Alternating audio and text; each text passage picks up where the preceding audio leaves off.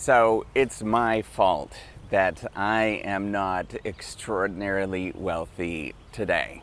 And I realize that. And I want to talk about that in terms of how you can become extraordinarily wealthy. And it's probably your fault that you're not doing that right now either. So if you don't know me, I am Professor Dave Maslach. I'm Associate Professor of Innovation Strategy and Entrepreneurship. And I created this whole reciprocity project to give back as much as I possibly can. There's so many people that help me out that I want to pay the favor for it to help you out. So what's this recipe to become extraordinarily wealthy? And I don't think anybody in a business school, any professor, anybody would ever refute this, because it's actually a pretty simple formula. You live on very, very little, and you take that entire amount of money that you are going to make, right? So you work a normal job, you try to work up in terms of your normal job, and you live on little, and you invest the rest of it in basic index funds. Index funds is basically every company in the stock market. This is not some sort of tricky thing. It's actually pretty minimal risk in terms of investing, all of these kind of things. There's nothing really tricky or dicey or anything like that. And if I was to do that for 10 years, I'd probably become extraordinarily wealthy. And most people can do the exact same thing, no matter what your salary is. Now, there is a minimum salary or a minimum wage that you're going to need to live. But that minimum wage is actually quite low for most of us in order for us to live. So I want you to sort of recalibrate everything of what I'm trying to say. In terms of where you live, most of us can probably live in a tent or probably live on the street and be okay. Most of us can probably eat pretty inexpensively by eating spaghetti, rice, maybe put some beans in there, all of those kind of things. Most of us don't need electronics and all of this kind of stuff, right? If you tally all of that up, and you look at living as poorly as possible, you can live pretty inexpensively. And that means that you have a significant portion of money left over that you can invest. And before you argue with any of these kind of things, I just want you to stop and think about that and how little that you can actually live.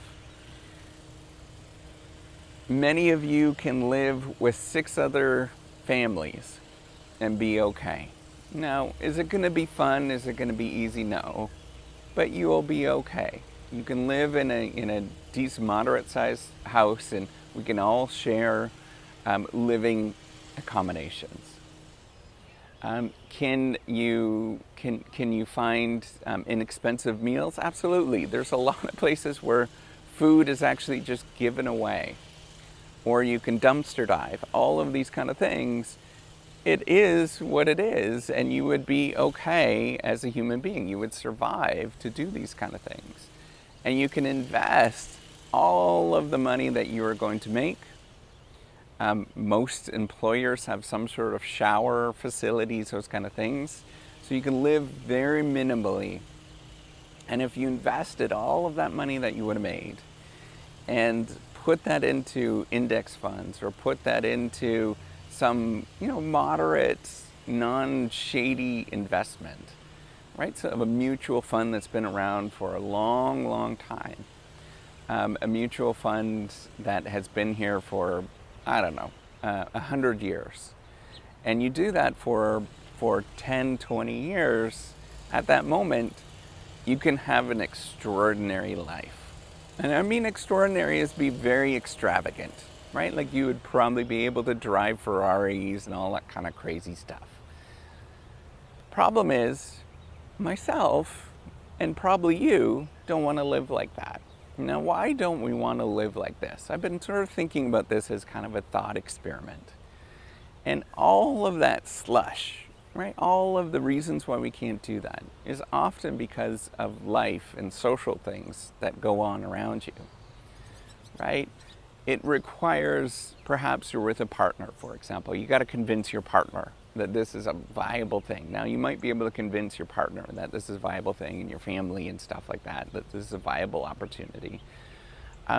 So even if you get over that, you have to get over the stigma of people looking at you like you're like you don't know what you're doing, or you're crazy, or that you've kind of lost your rockers and you're off your rocker, and all of that kind of stuff.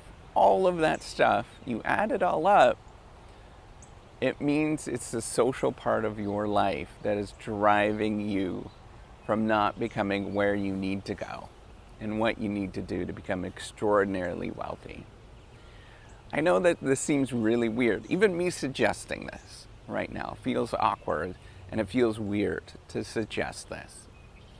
So you have to take a step back and think about how much is other people in your life, and how much is the greater groups of people around you actually dictating the actions that you are doing at this moment.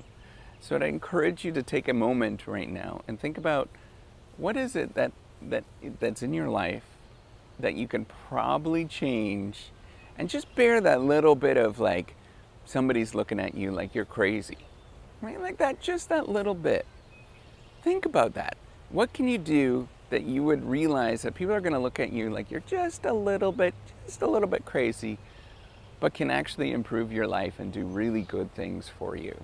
Whether it is in your family at this moment, maybe you're the one person that's trying to eat healthy. So you're the one person that's trying to eat healthy. Let them look crazy at you.